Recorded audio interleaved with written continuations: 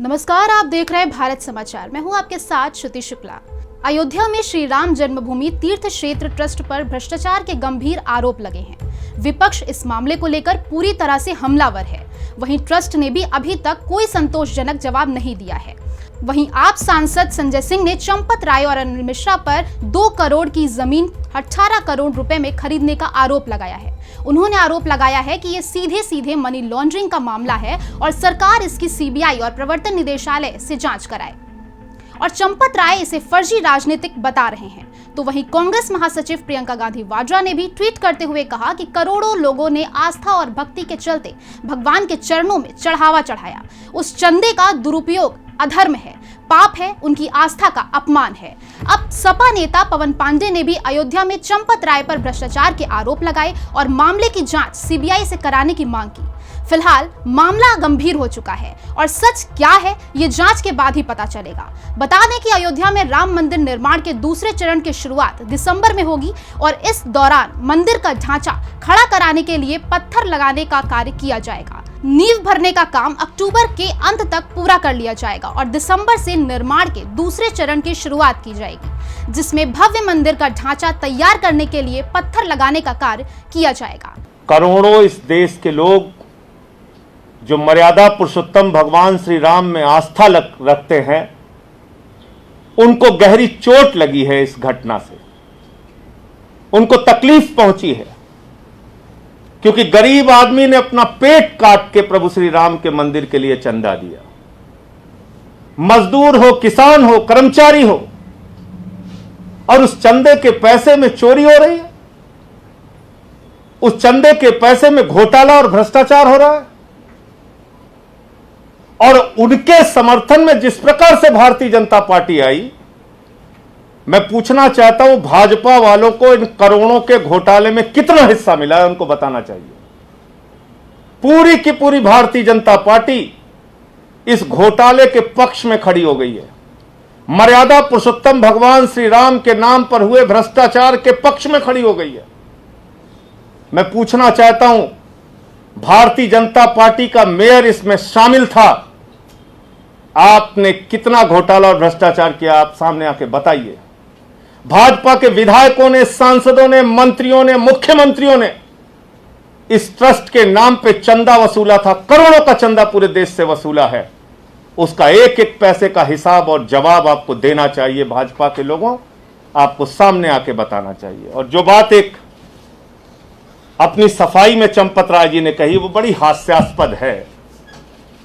उसमें उन्होंने कहा ये जमीन महंगी है और ये जमीन कुसुम पाठक और हरीश पाठक से जब खरीदा था अंसारी जी ने और तिवारी जी ने, सुल्तान अंसारी और रवि मोहन तिवारी ने, उस वक्त रजिस्टर्ड अनुबंध बहुत पहले कर लिया था तो दाम सस्ते रहे होंगे, बाद में हमें महंगा हो गया। अब ये झूठ कितना बड़ा है, यही बता के मैं अपनी बात को खत्म करूंगा।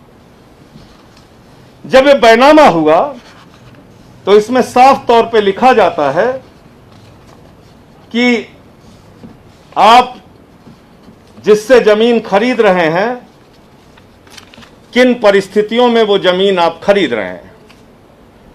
और ये हरीश पाठक और कुसुम पाठक ने जो बैनामा किया है, रजिस्टर्ड बैनामा जो किया है सुल्तान अंसारी और रवि मोहन तिवारी को, उसमें साफ तौर पे लिखा है ये जमीन सारे भारों और प्रभारों से मुक्त है।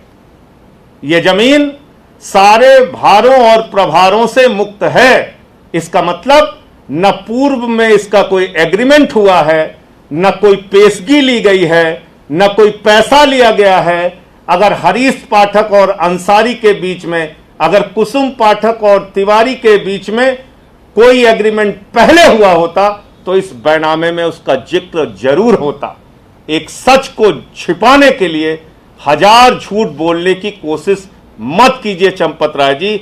आपका घोटाला और भ्रष्टाचार पूरी तरीके से सामने आ गया है। आप कह रहे हो वहां जमीन महंगी है। अरे भाई, सरकारी रेट भी अगर आप मान लें जो आदित्यनाथ जी की सरकार के द्वारा तय किया जाता है तो वो भी 5 करोड़ 80 लाख है। और बैनामे के समय में 2 करोड़ में ये जमीन खरीदी गई। ये बात किसी और को नहीं पता थी, आपके सदस्य को पता थी, अनिल मिश्रा जी को। भारतीय जनता पार्टी के मेयर ऋषिकेश उपाध्याय को पता थी, वो वहीं पे मौजूद थे। जब आपके ट्रस्ट के एक मेंबर और भाजपा के नेता को ये पता था कि ये 2 करोड़ में जमीन खरीदी गई, तो 5 मिनट बाद 18.5 करोड़ का घोटाला और भ्रष्टाचार क्यों किया गया? क्यों यह बेईमानी की गई? और वहां पर हरीश पाठक भी मौजूद थे, कुसुम पाठक भी मौजूद थे, राम जन्मभूमि ट्रस्ट वाले भी मौजूद थे। अगर आप कह रहे हैं कि कोई पूर्व में एग्रीमेंट हुआ था, तो ज्यादा से ज्यादा उस एग्रीमेंट को तोड़ते हरीश पाठक तो 2 करोड़ रुपए उन्हें देना पड़ता, तुरंत भेज देते वो 18.5 करोड़ रुपए में। अगर वास्तव में ये जमीन इतनी महंगी है तो 16.5 करोड़ रुपए हरीश पाठक कमा लेते। तो इस प्रकार के झूठे तर्कों से अब कुछ नहीं होने वाला है। सारा भ्रष्टाचार और घोटाला सामने आ चुका है। आज के लिए बस इतना ही। ऐसी ही तमाम खबरों के लिए देखते रहिए भारत समाचार।